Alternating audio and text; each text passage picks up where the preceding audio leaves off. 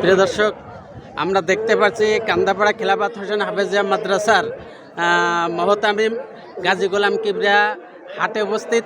কেন আসছে, আজকে হাট সম্পর্কে তার কিছু বলার জন্য অনুরোধ জানাচ্ছে।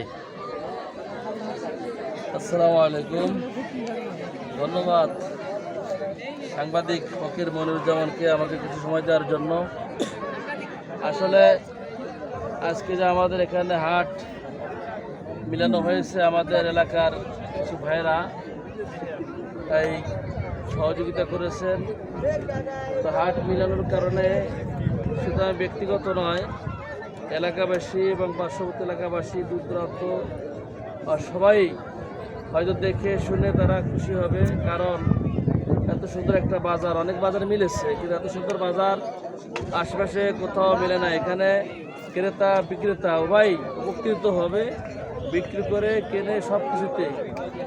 যার কারণে আমিও ওই হাটে উপস্থিত হয়েছি। আমার মাথা তো পাশে আমি উপস্থিত হয়েছি ছোটোখাটো গরু কেনার জন্য, কারণ এই বাজারে গরু ক্রয় করতে সুবিধা হবে।